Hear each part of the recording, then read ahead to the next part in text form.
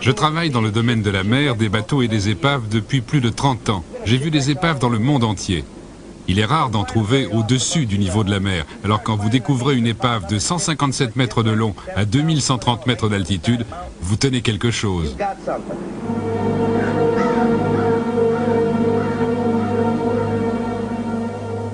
Au cours du siècle dernier, des centaines d'expéditions ont gravi le mont Ararat dans l'est de la Turquie à la recherche de l'arche de Noé. La plupart des indices dont nous disposons laissent à penser que cette montagne est celle que les anciennes civilisations appelaient la montagne du bateau. Les autres lieux ne collent pas avec les descriptions. Beaucoup parmi les chercheurs chrétiens estiment que la découverte de l'arche prouverait l'authenticité de la Bible. Ils pensent qu'Ararat est la montagne du bateau, alors que la Bible elle-même ne mentionne rien de plus que les montagnes d'Ararat, une chaîne qui comprend plusieurs sommets. Et malgré les déclarations avancées par certains témoins oculaires et un important battage médiatique, aucune preuve tangible n'a pourtant encore été produite.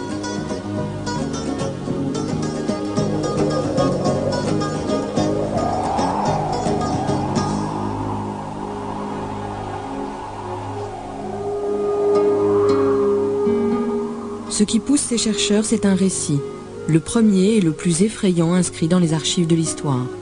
Pour certains, il s'agit d'une légende, d'un mythe. Pour d'autres, de la fidèle relation d'une intervention divine qui détruisit l'humanité.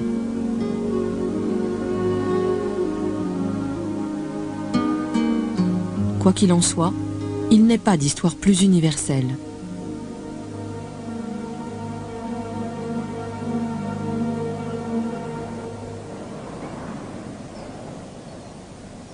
Parmi tous les aventuriers qui se sont lancés à la recherche de l'arche, il en est un qui a passé sa vie à examiner des épaves de bateaux. Spécialiste des sauvetages en mer, il s'appelle David Fassold. Enfant, nous avons tous entendu parler de l'arche de Noé. Moi-même, je me suis souvent demandé si c'était vrai ou si c'était juste un mythe. Plus tard, dans la marine marchande, c'était un de nos sujets de conversation. On essayait de comprendre comment Noé avait bien pu réussir et si c'était possible d'un point de vue scientifique. Boy, visibility's terrible down there. I got about 6 inches. I've never seen it so bad. Si on peut trouver des œufs de dinosaures intacts dans le désert de Gobi, pourquoi ne trouverait-on pas des fragments de l'arche de Noé?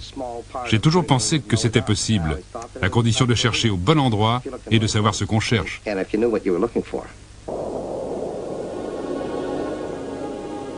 D'après les scientifiques, Ararat est une montagne volcanique jeune qui n'était sans doute rien de plus qu'une grande colline à l'époque où aurait eu lieu le déluge. Mais il y a quelques années, des Américains ont commencé à étudier un étrange objet sur une autre montagne, située à 27 km du mont Ararat. En 1959, un pilote turc a pris ce cliché à 3000 mètres d'altitude. Sa publication dans Life Magazine a donné lieu à bien des conjectures, mais aucune étude scientifique sérieuse n'a été entreprise. C'est pourtant cette photo qui a déclenché chez David Fassold son intérêt pour l'arche de Noé. J'étudiais un récit vieux de 2500 ans du prêtre babylonien Bérose, repris dans un manuscrit grec. Et je me suis rendu compte qu'il ne décrivait pas l'arche, mais le lieu où celle-ci se trouvait. Même si ça n'avait rien à voir avec le lieu que tout le monde avançait, puisque c'était à 27 km au sud d'Ararat. En mars 1986, les recherches de David ont bien avancé, et il décide de se rendre pour la première fois dans l'est de la Turquie.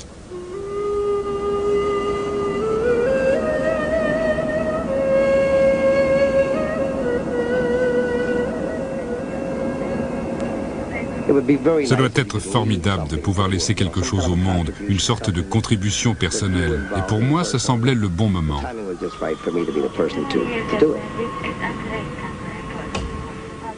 On ne vit que pour ça. On attend que ce genre d'occasion se présente.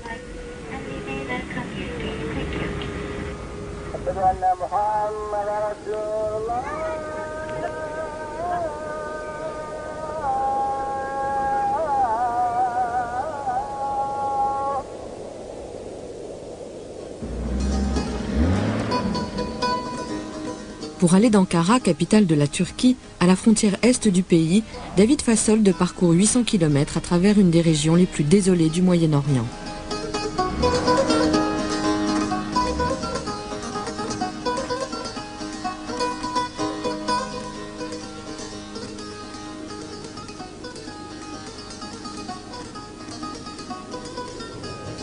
En attendant que le gouvernement turc leur délivre l'autorisation de se rendre sur le site, David et son équipier Ron Wyatt s'arrêtent pour examiner de mystérieuses pierres à environ 8 km de là. Boy, that's different. That is really different. Listen to this. This is really unbelievable. Look at this right here. This is the stuff.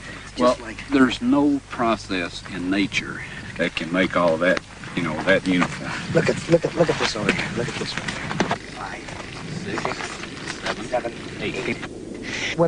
Quand les premiers chrétiens ont découvert ces pierres, pour eux, elles faisaient partie de l'arche, et ils y ont gravé 8 croix pour les 8 survivants.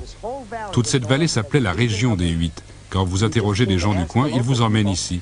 C'est comme ça que j'ai découvert la montagne sur laquelle se trouve le bateau. J'ai demandé à un habitant le nom de cette montagne. Il m'a répondu « Mushardagi ». Et tout à coup, mon guide me dit « David, Mushardagi, en kurde, c'est la montagne de Moïse ». Bien sûr, le bateau ne pouvait être que là.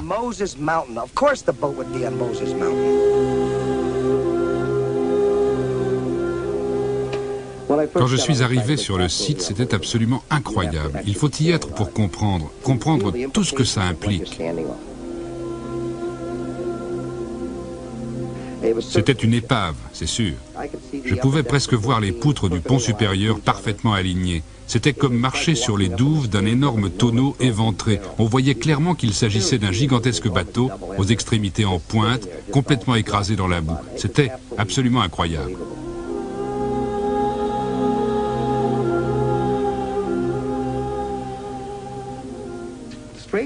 Bizarrement, j'avais l'impression de connaître ce bateau. C'était comme un vague souvenir, peut-être quelque chose qui est dans les gènes de chacun d'entre nous, enfoui, et qui, quand on voit le site pour la première fois, nous revient à l'esprit, une sorte de souvenir étrange du déluge.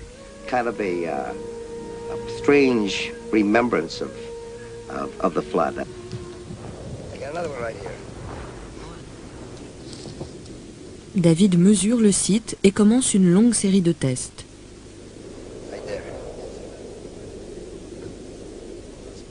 Il utilise également un générateur de fréquences moléculaires, instrument électronique dont se servent les sauveteurs en mer pour localiser les épaves. Bien que ressemblant à une baguette de sourcier, ce générateur est un instrument sophistiqué qui permet de détecter les fréquences moléculaires de différents éléments. Dans le cas présent, le fer. J'ai vu tout d'abord que le seul métal ou minéral sur le terrain était le fer, et qu'il était disposé de façon symétrique. Cette forme mesure 157 mètres de long sur 42 mètres de large, ce qui, en mesure ancienne, équivaut à 300 coudées sur 50. C'est énorme, même par rapport à ce qu'on construit de nos jours. Quoi que l'on pense du voyage de Noé, l'enquête que David Fassold entend mener requiert une connaissance des sciences de la Terre qui va bien au-delà de son savoir maritime. J'ai eu la chance de travailler avec John Baumgartner, le plus grand géophysicien du laboratoire national de Los Alamos. Il fait partie d'un groupe de recherche sur la théorie de la dynamique des fluides et il s'est beaucoup intéressé à la tectonique des plaques. Lui seul pouvait nous aider à comprendre comment cet objet en forme de bateau pouvait se trouver là. Il y a forcément eu un déplacement des plaques s'il y a bel et bien un bateau de 150 mètres de long à 2100 mètres d'altitude. Un tel phénomène suppose à coup sûr une inondation à l'échelle de la planète. Et les implications pour les sciences de la Terre sont stupéfiantes. Je suis chrétien et au fond je ne fais aucune différence entre la façon dont j'aborde intellectuellement ma foi chrétienne et les recherches scientifiques que j'effectue. Je fais appel à des données objectives et à des méthodes rationnelles. Pour moi, la vérité est la vérité, quel que soit le domaine. Après avoir étudié les résultats des premiers tests, John Baumgartner demande un congé au laboratoire de Los Alamos et part pour la Turquie à ses frais afin de revérifier les découvertes de David et de procéder à de nouveaux tests. Entre-temps, David Fassold a recruté un autre membre pour ses expéditions. Tom Fenner est sans doute le plus grand opérateur de détecteurs radar qui soit.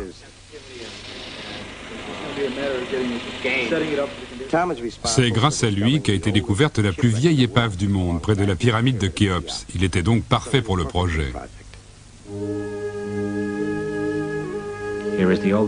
C'était le plus vieux bateau jamais trouvé par l'homme, à l'époque. Mais peut-être qu'il existe un bateau encore plus vieux, bien plus vieux.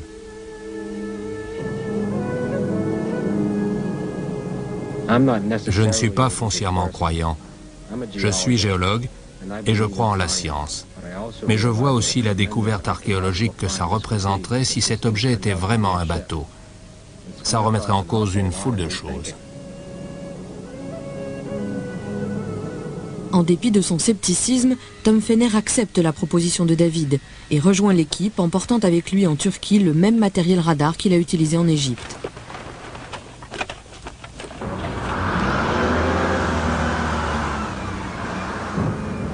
John prépare le site. Il y est depuis 10 jours, donc tout devrait être prêt à notre arrivée. On va passer la nuit à Dogubayazit. Ça se trouve à 40 km de la frontière russe et à 3 de la frontière iranienne. C'est une région assez sensible. Là, c'est le Grand Ararat, et là, le Petit, à 27 km au nord du site.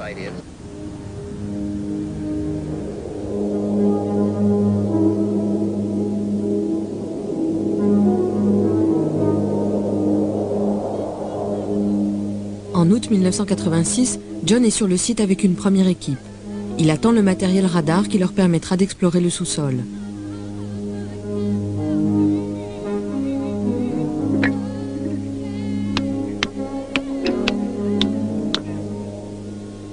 Ils refont aussi le test déjà effectué par David Fassold.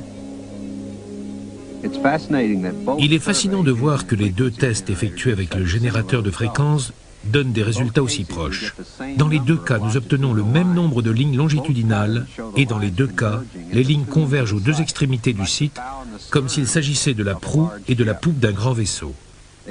Les tests suggèrent quelque chose construit par l'homme. Lorsqu'on arrive sur le site, on comprend que s'il s'agit vraiment des restes de l'Arche de Noé, ceux-ci sont en très mauvais état et qu'on trouvera très peu de preuves matérielles tangibles que c'est bien l'Arche.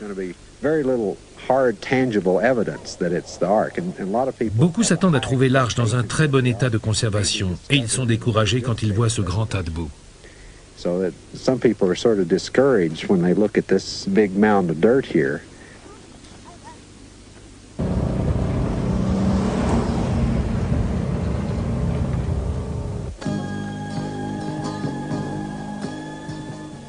Au moment où David et Tom arrivent à Dogubayazit, John et son équipe sont escortés hors du site par des soldats turcs.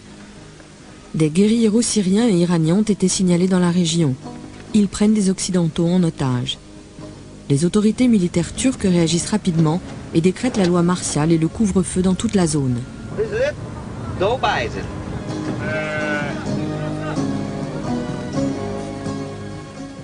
Les soldats passent la ville au peigne fin à la recherche de terroristes, alors que le conflit éclate dans les collines avoisinantes.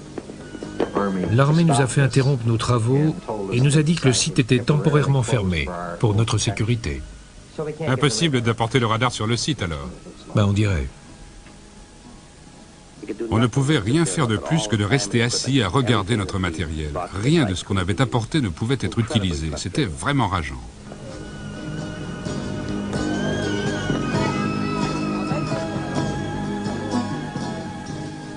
Ce soir-là, une autre expédition arrive à Dogubayazit.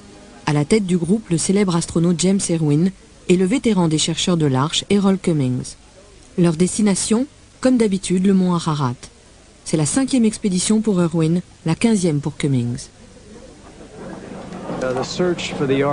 La recherche de l'Arche nous permet de redécouvrir ce récit biblique, à savoir que Dieu nous juge et que nous devons comprendre qu'il ne tolère pas le péché et qu'il va nous détruire si nous ne devenons pas vertueux. Je pense que nous serons vraiment surpris quand nous trouverons la preuve concluante. Ça dépassera notre imagination. Le système de ventilation, d'éclairage, d'évacuation des eaux usagées, de distribution de l'eau et tout le reste. C'était du beau travail. C'était un vrai bateau. Quant au site de l'objet en forme de bateau, il n'en pense pas grand-chose. Ça peut être un vieux bateau, mais je ne crois pas que ce soit l'Arche de Noé. J'espère qu'ils feront du bon travail et pourront dire exactement ce que c'est. Je ne crois pas non plus que ce soit l'Arche. C'est probablement autre chose. Ironie du sort, le couvre-feu réunit les deux équipes rivales sous le même toit. Et très vite, les esprits s'échauffent.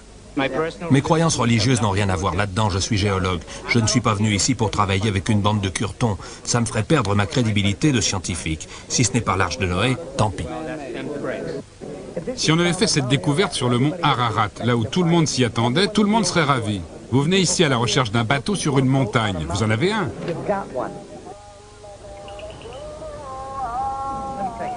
Si ce bateau se trouvait sur le mont Ararat, vous seriez ravi. Mais ce n'est pas ce que vous vouliez. Vous voulez que ça colle à votre interprétation. Je me moque de vos théories. Tout d'abord, dans la Genèse, quand il est dit qu'il fera 30 sur 50 sur 300, on ne dit pas qu'il s'agit des mesures, mais de la forme, du déplacement volumique. C'est le volume de l'arche. Vous êtes un spécialiste des bateaux, ça c'est vrai, moi j'y connais rien. S'il s'avère que c'est l'arche de Noé, comment expliquerez-vous qu'elle ne soit pas rectangulaire, puisque selon vous c'est ainsi que la décrit la Genèse? Mais ça ne me dérange pas, j'accepte les variations.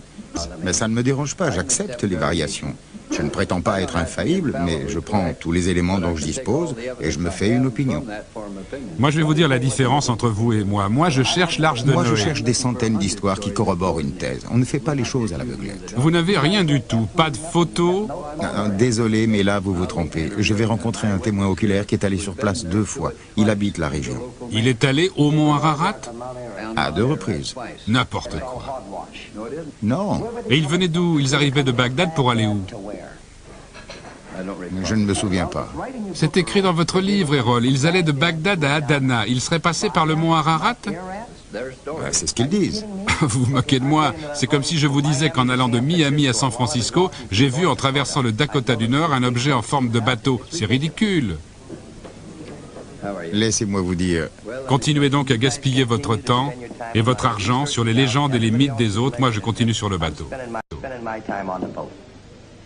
C'est pas parce qu'on n'est pas d'accord qu'il faut être désagréable. L'année prochaine, vous vous joindrez à notre équipe quand vous aurez échoué. Désolé, Errol. Ils voient ça comme un voyage évangélique. Pour moi, il est question d'histoire et d'archéologie. Ce qu'ils ont à perdre, si c'est bien l'arche, c'est que depuis 40 ans, on raconte des mensonges au nom de Dieu en disant qu'elle est sur le mont Ararat. Mais il ne peut y avoir qu'une seule arche.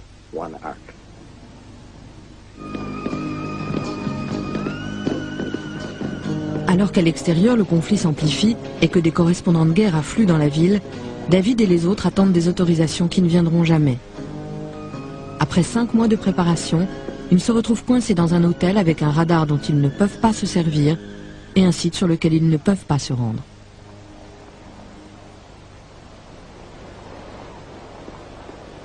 Tom got a message at the hotel. You can't telephone out of here, but what, a 3 or 4 day old telex? Well, it's dated the 19th. Today's the 22nd. For my boss at GSSI. It says that Pat delivered a 7-pound 8-ounce daughter at 5 a.m. August 19th, both in excellent condition. Please call Pat at the hospital, and there's a phone number here. With best regards, Joe Rosetta. Great. Talked to her, but the telex finally came. The only good news of the whole trip. L'attente est doublement pénible pour Tom, qui pensait avoir le temps de participer à l'expédition avant que sa femme ne mette au monde leur premier enfant. La nouvelle de la naissance de sa fille ne fait qu'aggraver sa frustration. Well, what have we got? Maybe 3 more days, 2 more days at the most. Yeah. So if we don't make it then, we'll have to call it quits. We've got to get up there. Dans cette situation de crise, l'astronaute James Irwin fait jouer sa renommée internationale auprès du gouvernement turc et réussit à obtenir l'autorisation de gravir le mont Ararat. Mais le site de l'objet en forme de bateau reste fermé à l'équipe scientifique.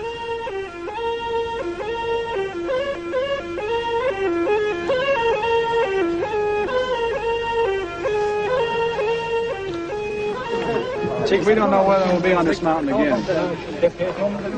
Yeah, we don't know. We don't know.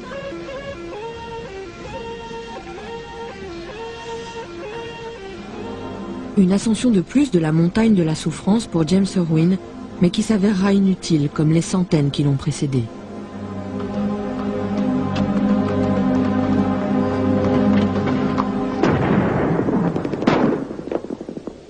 Là-haut.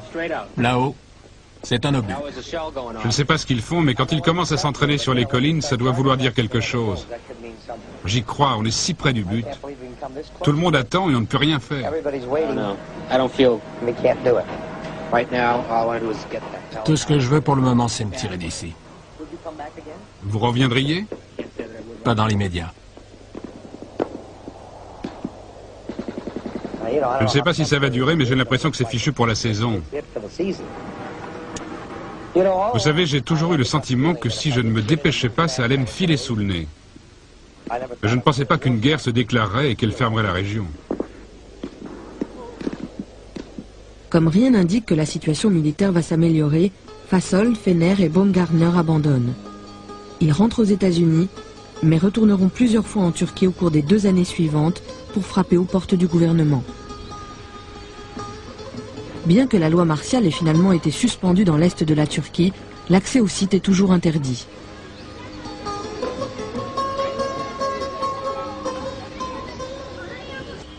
Me voici de nouveau à Ankara avec 5 cents en poche. Dommage que la compagnie aérienne yougoslave n'ait pas un tarif spécial vol fréquent. Je viens ici, je rencontre des ministres, tout le monde sourit, nous buvons du thé. Quand je parle du site et du radar, il continue de sourire et de boire du thé, puis il me serre la main et me remercie d'être passé. J'ai commencé à avoir la sensation bizarre que s'ils nous tenaient à l'écart du site, c'était parce qu'eux-mêmes y faisaient quelque chose.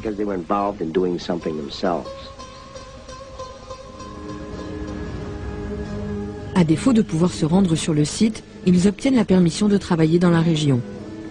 Et à l'automne 1988, David et John réunissent juste assez d'argent pour parcourir les abords du site à la recherche de preuves supplémentaires. Pendant que John se concentre sur les crêtes au-dessus, David et son guide travaillent dans la vallée. Ils étudient de mystérieuses pierres qui sont alignées les unes par rapport aux autres, mais également par rapport à l'objet en forme de bateau. About 5 inches deeper there. All right, now, it looks like if we dig down about this far, we're, get all the stuff away, we're going to find a hole about this big on this stone. Les pierres sont percées de trous à leur sommet. Certains trous sont intacts, d'autres sont cassés ou enterrés. David pense qu'il s'agit de pierres de lestage que les anciens marins tiraient à l'aide de filins derrière leur bateau pour se stabiliser par grosse mer. Mais s'il s'agit vraiment de pierres de lestage, elles se trouvent sur une montagne à des centaines de kilomètres de la mer la plus proche. Les versions sanscrites et sumériennes du déluge mentionnent ces pierres. Elles figurent dans le Coran. Dans le récit babylonien, il est dit « Il est impossible de traverser les eaux de la mort sans les pierres ». Ce sont bel et bien des pierres de lestage, identiques à celles que l'on a retrouvées dans la Méditerranée, d'Israël à l'Égypte, sauf qu'elles sont 10 fois plus grosses. Ça ne fait aucun doute, ce sont les pierres d'un gigantesque vaisseau.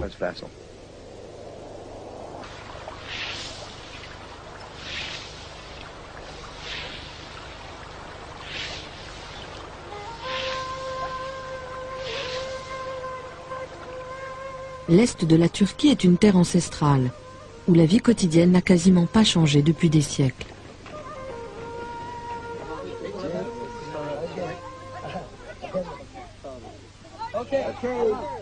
Ici, dans le village le plus proche du site, David et John espèrent en apprendre davantage sur l'histoire de la région et sur le séisme de 1948 qui a légèrement surélevé l'objet en forme de bateau. Vous avez déjà creusé le sol du village? Vous avez trouvé quelque chose? Il y a eu un déprème, un bouyouk déprème, un tremblement de terre. C'était en quelle année?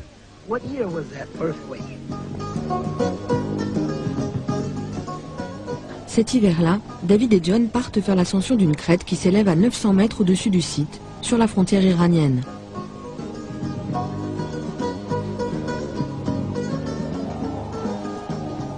C'est là que l'objet aurait touché terre, s'il s'agit bien d'un bateau. L'équipe découvre des preuves supplémentaires indiquant que l'objet reposait sur de la boue et qu'avec le temps, il a glissé de cette crête jusqu'à son emplacement actuel. Nous savons que l'objet repose sur de la boue et que la coulée de boue commence juste au-dessus du sommet de cette crête. Si l'objet est bien un bateau, il a certainement été entraîné en contrebas par la boue. Je n'aime pas vraiment faire les choses ainsi, mais aussi longtemps qu'on ne pourra pas se rendre sur le site, nous en serons réduits à explorer attentivement les alentours. Nous pourrions bien y trouver des preuves que des gens ont jadis foulé cette terre.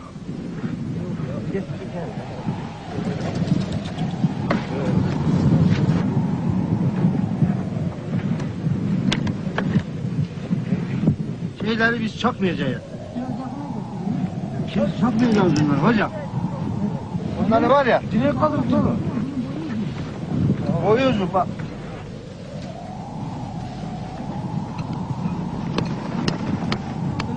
Hocam oraya geçmiyor. Lütfen, lütfen.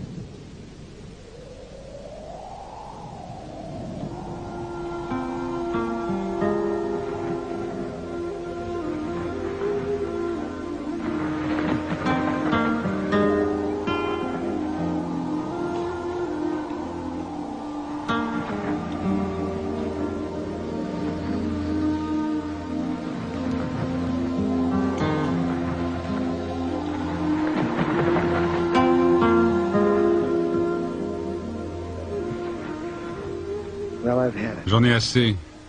On n'avance pas, on tourne en rond. Si on n'obtient pas d'autorisation pour retourner légalement sur le site avec le radar, je m'y prendrai autrement. J'en ai assez.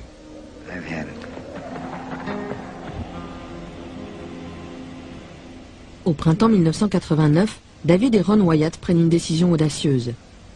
Après avoir attendu 3 ans pour des autorisations qui ne sont jamais venues, David parvient à faire passer un petit radar à la douane turque et à l'amener à Gubayazit.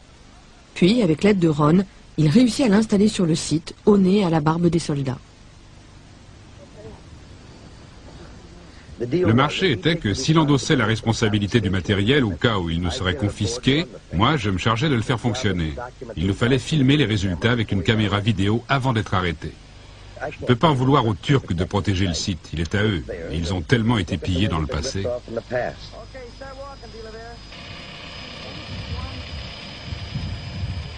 Je commençais à avoir vraiment peur à force de regarder s'il y avait des soldats. Okay. Look at this now. Bring it. Shoot this with the camera. You know we got to get our ass in gear, Dave. What's the matter, Ron? You don't think... Nothing is the matter. You don't want to record this? We're recording it, it's fine. Okay. We need to get out of here. Ran, I'll back up. Well, why don't we make that sweep up there and go to the back, okay? Well... You had me sign so my okay. ass is the one all right, that's... Okay, all right. Okay, this is the west bulkhead.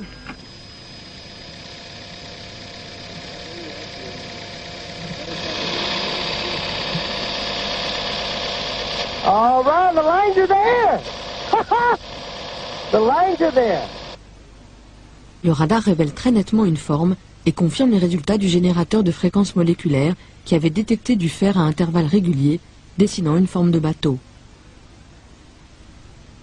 On était fous de joie, et je me disais que même si on avait enfreint la loi en ayant fait tout ça sans autorisation, on serait vite pardonné.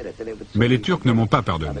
Et ils m'ont fait savoir très clairement qu'en Turquie, et en particulier lorsqu'il est question de sites archéologiques, il faut se conformer aux règles. Et donc pendant 1 an, j'ai été persona non grata.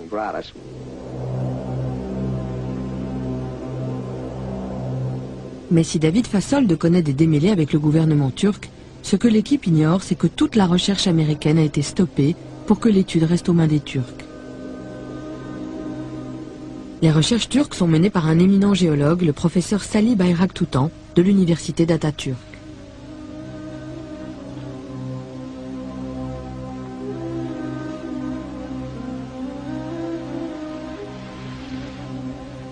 L'histoire de Noé, telle qu'elle est décrite dans le Coran, occupe une grande place dans les croyances islamiques, et elle a donc joué un grand rôle dans l'éducation de Salih. Je me souviens quand j'avais 8 ans, mon père m'a emmené dans la région du mont Ararat et il m'a raconté l'histoire du déluge. Et je sais que s'il était encore vivant, il me soutiendrait dans mon travail et il serait très fier de moi.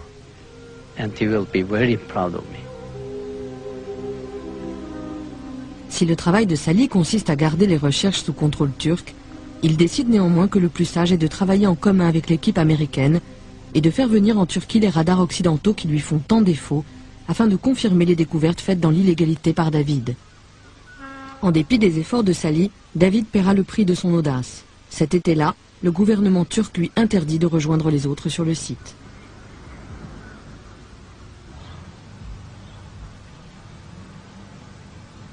En En juillet 1989, Salim Beyrak Toutan fait ses adieux à sa famille et grimpe à bord du bus de l'expédition en partance pour Dogu Bayazit.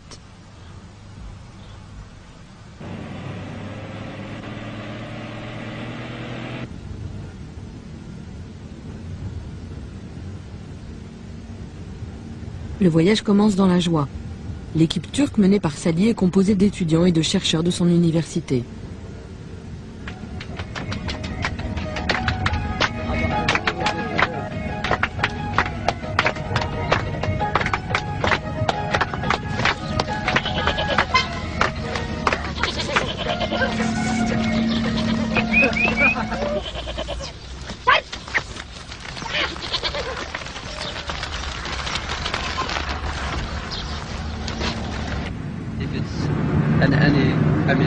Any man-made structure, it's only possibility is both. How about the impact on the community as a science community? This is something that is not supposed to be here. You know what I mean? Yes.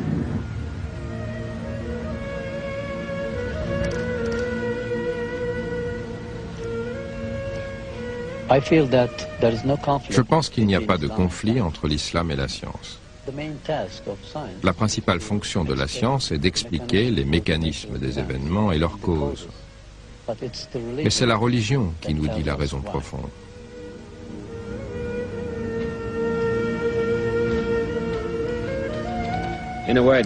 En un sens, c'est un suicide professionnel.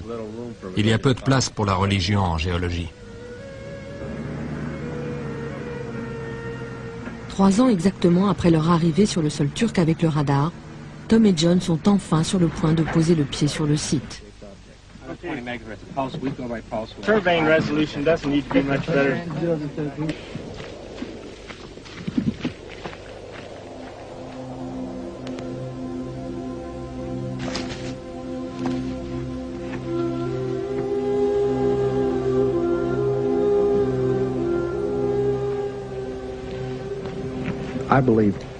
Je pense que tout être humain a besoin d'en savoir plus sur ses origines, savoir d'où il vient, connaître ses racines.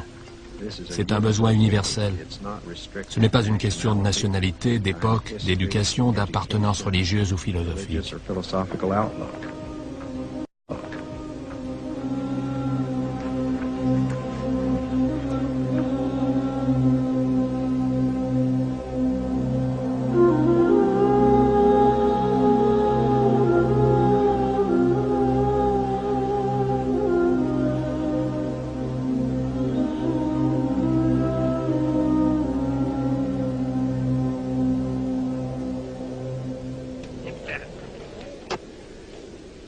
The acid test. The radar's going to perform, I'll know.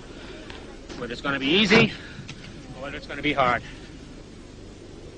À l'aide du radar, Tom et John espèrent sonder plus profondément le site et obtenir une image en 3 dimensions qui pourrait leur donner des preuves supplémentaires d'une structure faite par l'homme.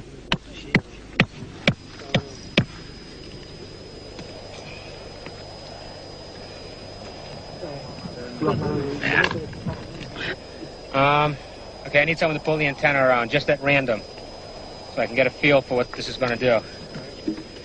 I need someone to move that antenna. Sure. Just, which way? Pull it so the cable drags behind you. No, don't pull it that way.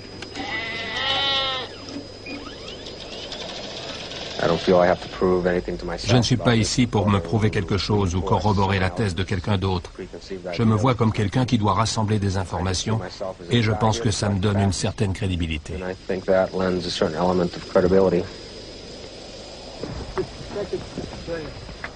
Au cours de ces dernières années, le radar a remplacé une grande partie du travail préliminaire des fouilles archéologiques.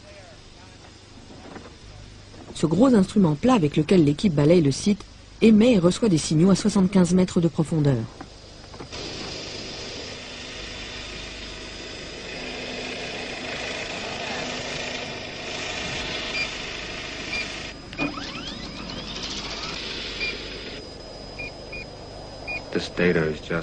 Les résultats sont désespérants. Il n'y a rien. I see nothing in it. Penetration's terrible. Well, I don't see anything but noise, do you? Okay. We'll go up and put stakes every meter so we can make the traversing a little faster.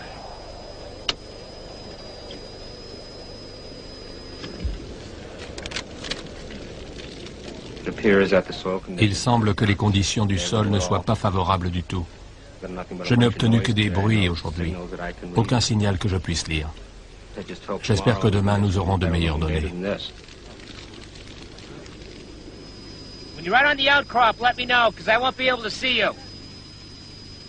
Le travail se poursuit pendant 3 jours, sans changement notable dans les résultats du radar. Les données ne laissent entrevoir absolument rien qui puisse indiquer une structure construite par l'homme. Ou alors le radar ne la détecte pas. L'Arche de Noé. La farce de Noé plutôt. Je crois qu'il n'y a aucune chance que ce soit un bateau.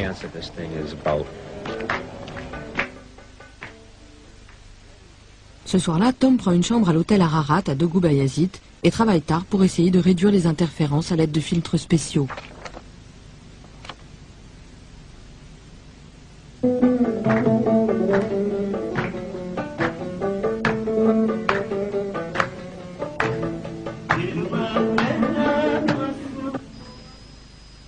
Petit à petit, une forme étrange se dessine.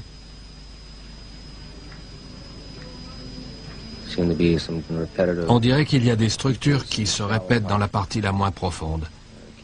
Je ne vois pas ce qui pourrait être parallèle, si ce n'est une sorte de plancher avec une armature en métal. J'ai du mal à accepter que c'est ce que je vois.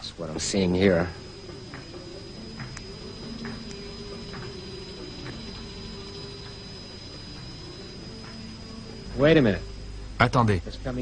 Des lignes parallèles se dessinent, en forme de V, ligne après ligne.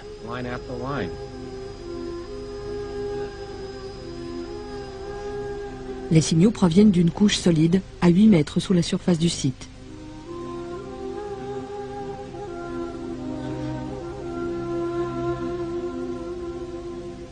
Tom se demande s'il pourrait s'agir du fond d'un bateau, un énorme bateau construit pour affronter les mers d'un orage diluvien. Quand David voit les résultats du radar, il se souvient de ce qui l'avait poussé à se lancer dans cette quête. Les récits du déluge contenus dans les documents sumériens, la Bible et le Coran.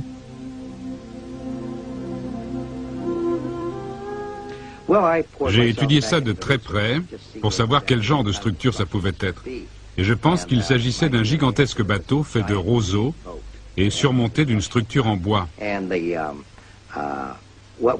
ce qu'on voit, ce qui s'appelle l'interface, c'est une infrastructure sur laquelle se trouvaient les poutres qui ont maintenant été remplacées par du limon.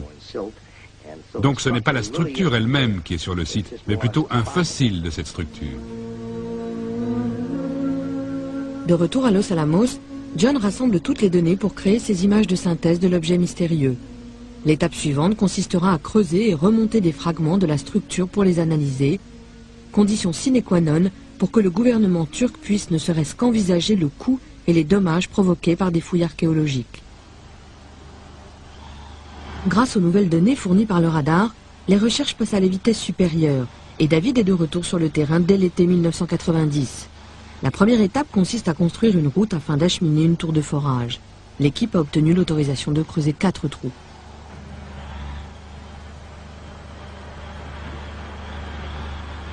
Entre-temps, la nouvelle de ces découvertes commence à intéresser des archéologues de renom. L'un d'entre eux, Wendell Jones, en entend parler alors qu'il est lui-même en train d'effectuer des forages en Israël. Ça faisait des années que j'avais cessé de m'intéresser à l'Arche de Noé. J'avais entendu trop de bêtises dites par des gens incompétents qui n'étaient pas des scientifiques. Je m'étais dit, ces types-là ne savent pas ce qu'ils font. Et puis, j'ai entendu parler de la recherche scientifique de l'Arche de Noé. Je suis très curieux de voir ça. Je lui ai téléphoné pour lui demander de venir sur le site pour voir si j'étais en train de me ridiculiser. Et il nous a beaucoup aidés. Il nous a donné des conseils sur la marche à suivre.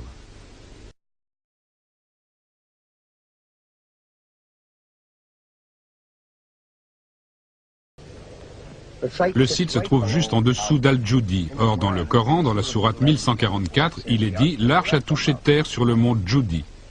Et il fut dit, ô terre, absorbe ton eau, et toi, ciel, cesse de pleuvoir. L'eau baissa, l'ordre fut exécuté, et l'arche s'installa sur le Joudi. Et il fut dit, que disparaissent les gens pervers.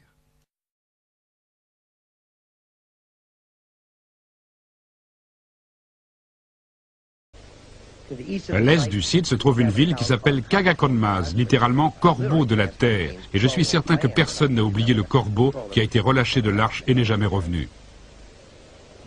Vous avez l'axe principal avec 3 branches de chaque côté surmontées de fleurs.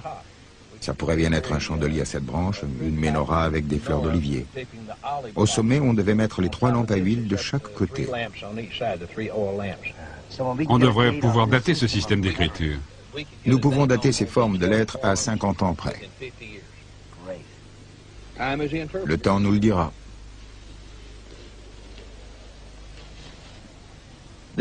Cette région est comme un tunnel à remonter le temps de la civilisation. L'histoire de la Turquie a commencé il y a 7 à 10 000 ans. Si l'arche de Noé est dans l'est de la Turquie, ça veut dire que la civilisation a commencé là, et que de là, elle s'est étendue à la terre entière. Chaque fois que vous retournez quelques centimètres de terre, c'est comme si vous feuilletiez un livre allant du présent au passé. That's extremely iron-rich. Look at that. Extremely iron-rich stuff. It's in siltstone actually, but extremely rich in iron. Hematite or limonite. Could be significant, finding material that high in iron, almost pure iron oxide. Extreme decay of iron material. Like nails or what? The nail, whatever it is, I don't know its name, but it's very rich, and I can say that it's essentially pure iron. Yeah. Pure iron oxide. Above, I can say above 80% is iron. Pour Sally, la concentration en fer inhabituelle pour cette région de la Turquie confirme à la fois les résultats du générateur de fréquences moléculaires et les 2 tests effectués avec le radar, même si cela pourrait remettre en cause les dates reconnues de l'âge de fer. C'est un gros galet de serpentine, une roche ultra basique des fonds marins qui affleure dans la région. Si c'est ce galet qui renvoie les signaux, il s'agit d'un affleurement de socle rocheux.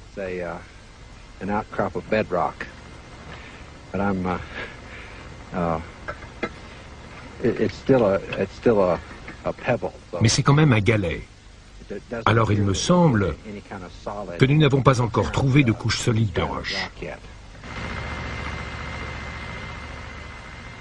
À mesure que le temps passe, il devient clair que chacun interprète à sa façon les résultats du forage, et rêve et réalité commencent à se heurter. Rien de ce que nous avons rencontré jusqu'ici n'est à mon avis capable de renvoyer des signaux radars aussi puissants que ceux que nous avons obtenus l'été dernier. Le mystère reste donc entier en ce qui concerne le matériau qui a renvoyé ces signaux. Est-ce que ça pourrait être encore plus en profondeur? C'est possible, mais peu probable. On est peut-être passé à quelques centimètres. Hein? Pas vrai? Nous ne pouvons pas être sûrs que la couche qui nous a renvoyé les signaux soit continue. Il se peut qu'on soit tombé sur un trou au milieu de cette couche. Peut-être qu'elle recouvre 80% du site et que nous sommes tombés sur les 20% où elle n'existe pas.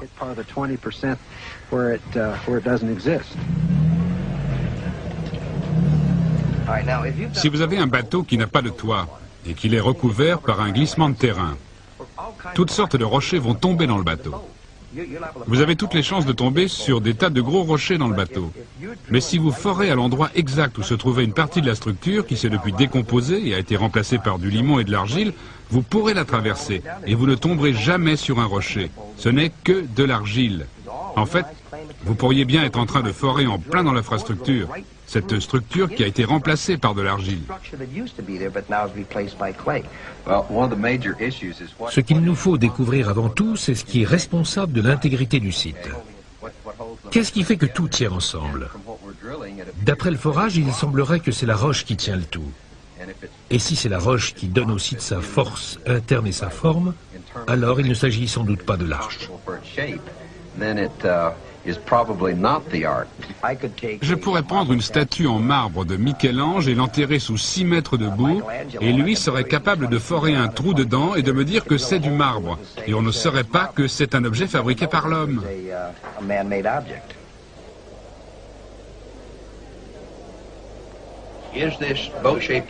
Cet objet en forme de bateau est-il une anomalie dans cette région ou est-ce un objet naturel dans cet environnement? À l'heure actuelle, je suis partagé entre une opinion tranchée et ce que je pense, parce que j'observe une distinction. En herméneutique rabbinique, vous avez la certitude absolue, le probable, le peut-être que oui, peut-être que non, et le non absolu. Je pense que cette recherche que vous menez sur l'arche se situe à l'heure actuelle entre le probable et le peut-être. Prenez un coquillage mort il y a des millions d'années. La boue et le sable ont rempli sa coquille et les réactions chimiques successives ont abouti à un amalgame compact. Puis la coquille s'est décomposée et vous avez la forme d'un fossile, mais pas le fossile lui-même. Je pense qu'on peut dire la même chose de ce qu'on cherche. Vous avez une forme fossile de l'arche qui est pour le moins parfaite. Et le seul moyen de dépasser le peut-être serait d'effectuer des fouilles pour aller jusqu'au probable ou à l'absolu. S'il s'agit d'une anomalie, il y a de grandes chances pour que ce soit un fossile de l'arche. Si c'est naturel, c'est tout aussi intéressant, parce qu'on a là sans doute la merveille numéro 1 des 7 merveilles du monde dans cette formation naturelle qui a les dimensions et la forme exacte de l'arche de Noé.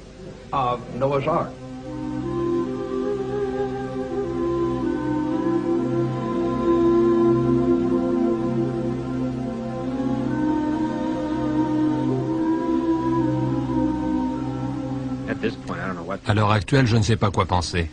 En tout cas, forer des trous ne fournit pas assez d'informations. Nous n'avons pas pu en forer un assez grand nombre. Il faudrait creuser une tranchée pour savoir ce qu'il y a là-dessous.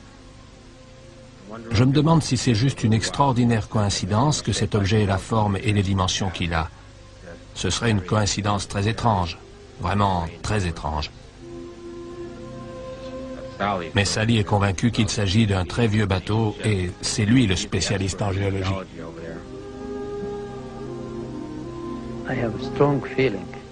Je ressens quelque chose de très fort vis-à-vis de cet objet.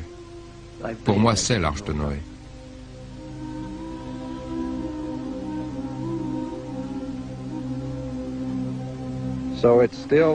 Le mystère reste entier. J'ai sans doute été naïf de penser que moi ou que n'importe qui d'autre pouvait débarquer dans l'est de la Turquie, balayer le site avec du matériel hyper sophistiqué et être capable de dire avec certitude en une semaine ou deux « Oui, nous avons vraiment fait une découverte archéologique.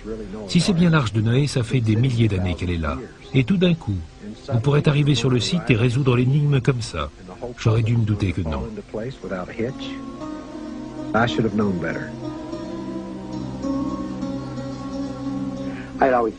J'ai toujours pensé que ça me plairait de chercher l'arche de Noé. Je n'ai jamais cru que ça deviendrait une réalité. Puis c'est arrivé.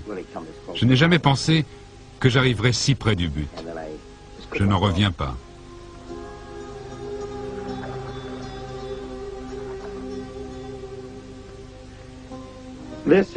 J'ai tout perdu. J'ai perdu mon travail, mon matériel, bateau, remorqueur, grue. J'ai plus ou moins quitté mon travail. Je n'ai pas pu reprendre ce que je faisais avant. J'ai perdu tout mon argent, ma maison, l'éducation de mes enfants, et ça a eu de grosses répercussions sur mon mariage aussi.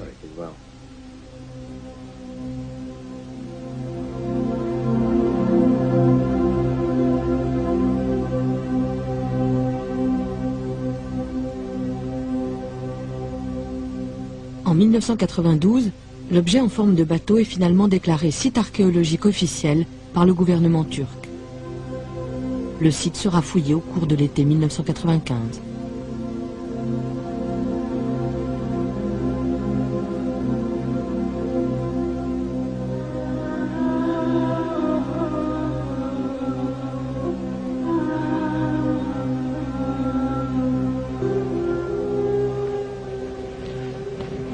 Je pense que tout être humain a besoin d'en savoir plus sur ses origines, savoir d'où il vient, connaître ses racines. C'est un besoin universel. Ce n'est pas une question de nationalité, d'époque, d'éducation, d'appartenance religieuse ou philosophique.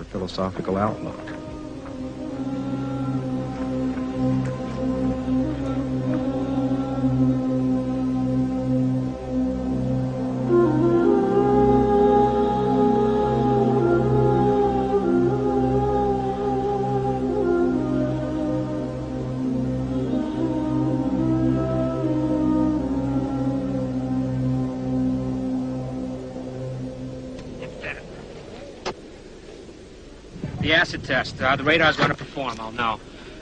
Whether it's going to be easy, or whether it's going to be hard.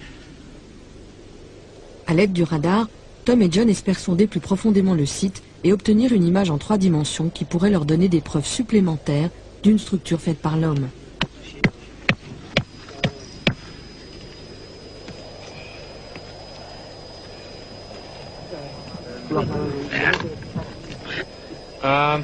Okay, I need someone to pull the antenna around, just at random, so I can get a feel for what this is going to do. I need someone to move that antenna. Sure. Just, which way? Pull it so the cable drags behind you. No, pull it that way.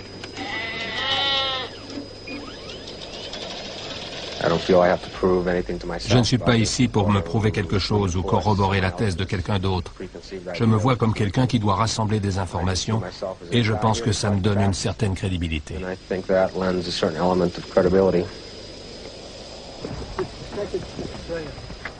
Au cours de ces dernières années, le radar a remplacé une grande partie du travail préliminaire des fouilles archéologiques. Ce gros instrument plat avec lequel l'équipe balaye le site émet et reçoit des signaux à 75 mètres de profondeur.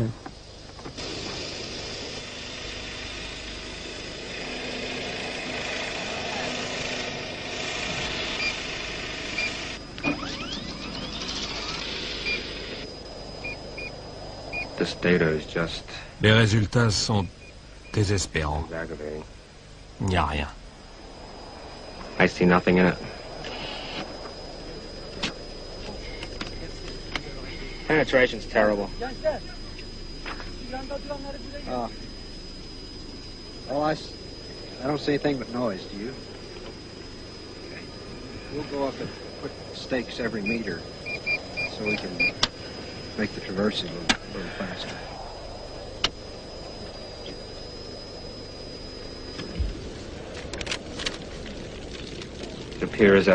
Il semble que les conditions du sol ne soient pas favorables du tout. Je n'ai obtenu que des bruits aujourd'hui. Aucun signal que je puisse lire. J'espère que demain nous aurons de meilleures données.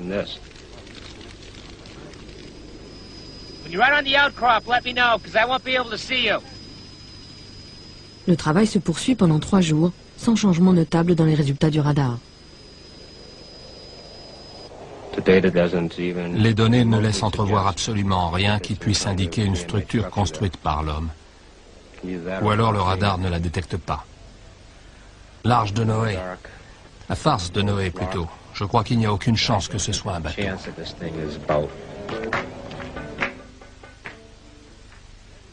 Ce soir-là, Tom prend une chambre à l'hôtel Ararat à Dogu Bayazit et travaille tard pour essayer de réduire les interférences à l'aide de filtres spéciaux.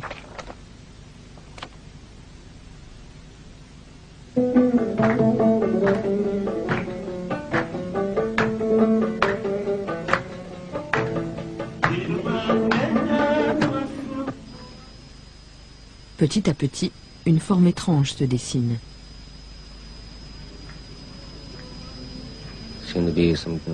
On dirait qu'il y a des structures qui se répètent dans la partie la moins profonde.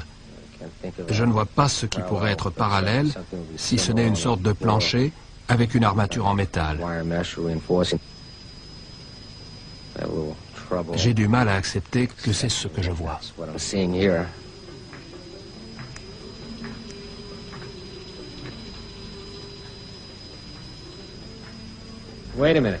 Attendez.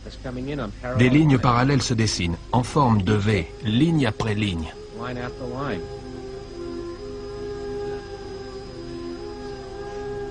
Les signaux proviennent d'une couche solide à 8 mètres sous la surface du site.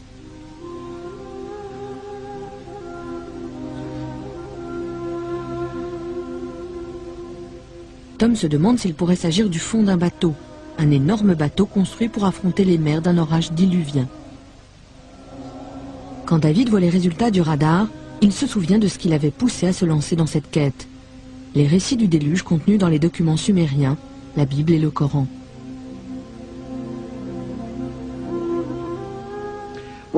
J'ai étudié ça de très près pour savoir quel genre de structure ça pouvait être. Et je pense qu'il s'agissait d'un gigantesque bateau fait de roseaux et surmonté d'une structure en bois. Et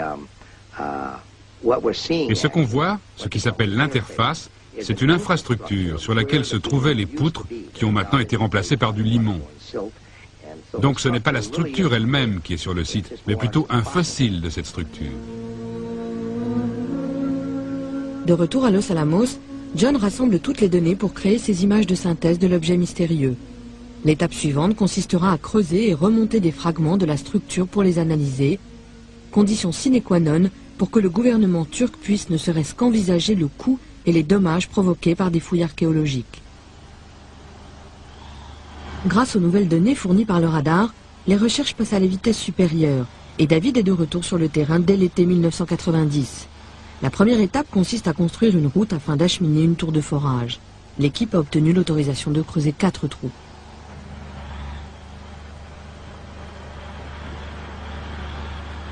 Entre-temps, la nouvelle de ces découvertes commence à intéresser des archéologues de renom.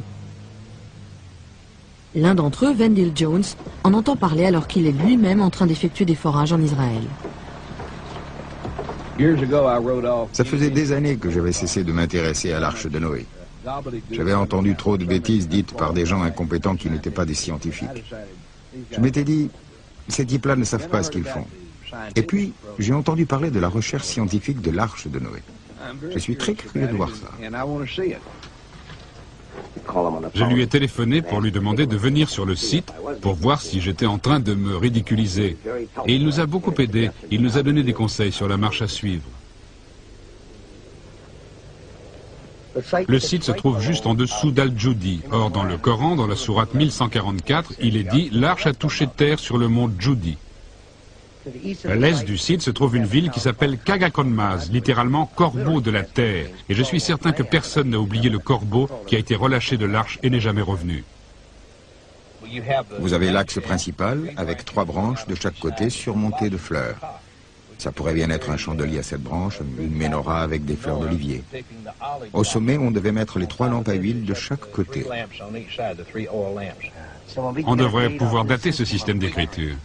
Nous pouvons dater ces formes de lettres à 50 ans près. Le temps nous le dira.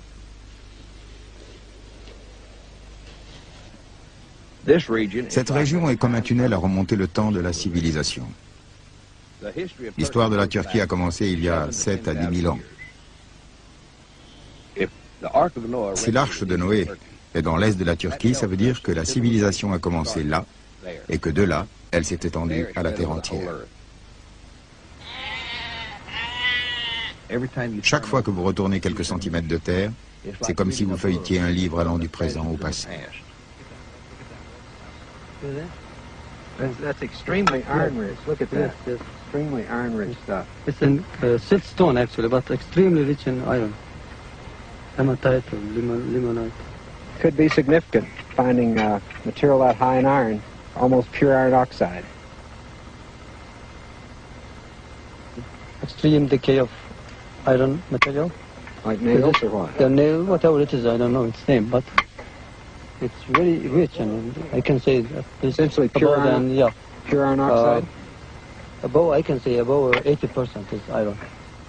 Pour Sally, la concentration en fer inhabituelle pour cette région de la Turquie confirme à la fois les résultats du générateur de fréquences moléculaires et les 2 tests effectués avec le radar, même si cela pourrait remettre en cause les dates reconnues de l'âge de fer. C'est un gros galet de serpentine, une roche ultra basique des fonds marins qui affleure dans la région. Si c'est ce galet qui renvoie les signaux, il s'agit d'un affleurement de socle rocheux. an outcrop of bedrock. But it's still a pebble. Mais c'est quand même un galet. Alors il me semble que nous n'avons pas encore trouvé de couche solide de roche. À mesure que le temps passe, il devient clair que chacun interprète à sa façon les résultats du forage, et rêve et réalité commencent à se heurter. Rien de ce que nous avons rencontré jusqu'ici n'est à mon avis capable de renvoyer des signaux radars aussi puissants que ceux que nous avons obtenus l'été dernier. Le mystère reste donc entier en ce qui concerne le matériau qui a renvoyé ces signaux. Est-ce que ça pourrait être encore plus en profondeur? C'est possible, mais peu probable. On est peut-être passé à quelques centimètres. Hein? Pas vrai? Nous ne pouvons pas être sûrs que la couche qui nous a renvoyé les signaux soit continue. Il se peut qu'on soit tombé sur un trou au milieu de cette couche. Peut-être qu'elle recouvre 80% du site et que nous sommes tombés sur les 20% où elle n'existe pas.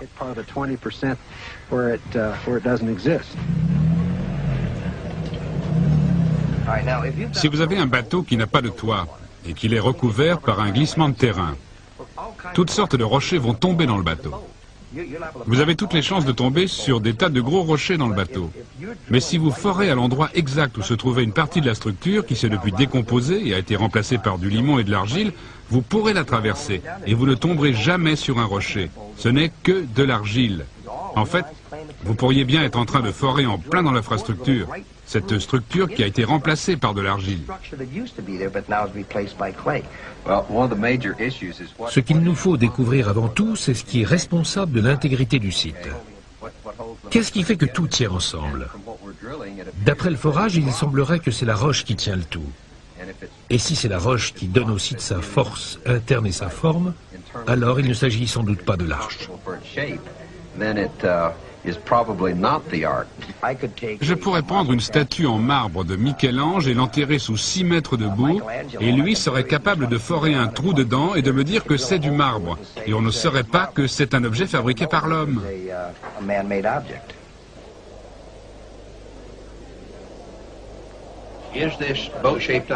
Cet objet en forme de bateau est-il une anomalie dans cette région ou est-ce un objet naturel dans cet environnement?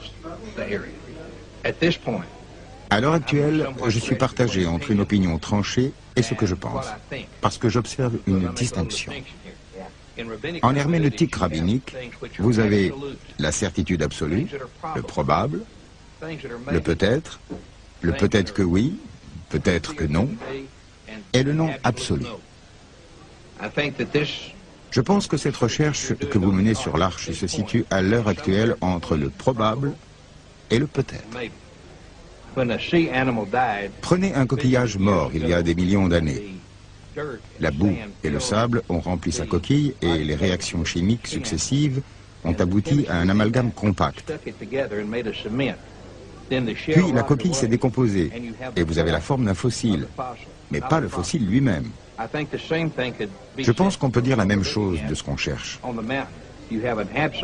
Vous avez une forme fossile de l'arche qui est pour le moins parfaite. Et le seul moyen de dépasser le peut-être serait d'effectuer des fouilles pour aller jusqu'au probable ou à l'absolu. S'il s'agit d'une anomalie, il y a de grandes chances pour que ce soit un fossile de l'arche. Si c'est naturel, c'est tout aussi intéressant, parce qu'on a là sans doute la merveille numéro 1 des 7 merveilles du monde dans cette formation naturelle qui a les dimensions et la forme exacte de l'arche de Noé.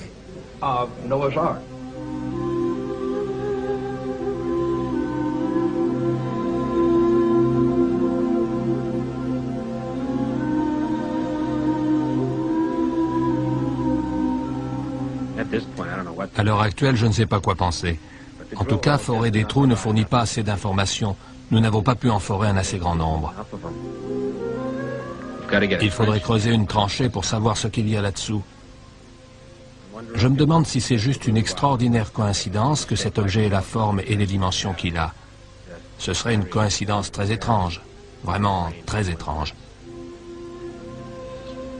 Mais Sally est convaincu qu'il s'agit d'un très vieux bateau et c'est lui le spécialiste en géologie.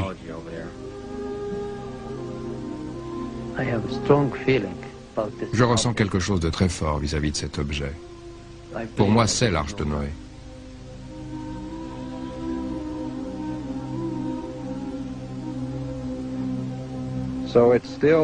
Le mystère reste entier. J'ai sans doute été naïf de penser que moi, ou que n'importe qui d'autre, pouvait débarquer dans l'est de la Turquie, balayer le site avec du matériel hyper sophistiqué et être capable de dire avec certitude en une semaine ou deux, oui, nous avons vraiment fait une découverte archéologique.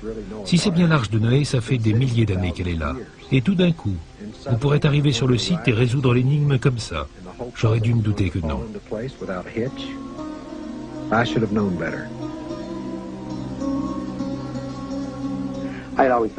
J'ai toujours pensé que ça me plairait de chercher l'Arche de Noé.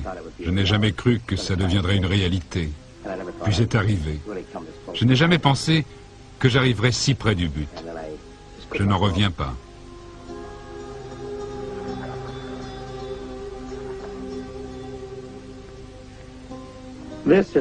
J'ai tout perdu.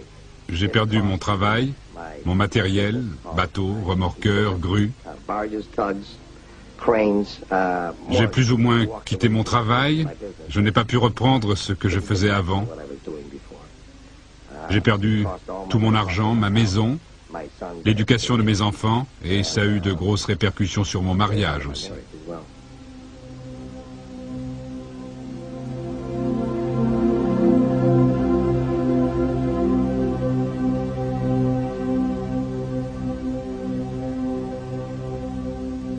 En 1992, l'objet en forme de bateau est finalement déclaré site archéologique officiel par le gouvernement turc. Le site sera fouillé au cours de l'été 1995.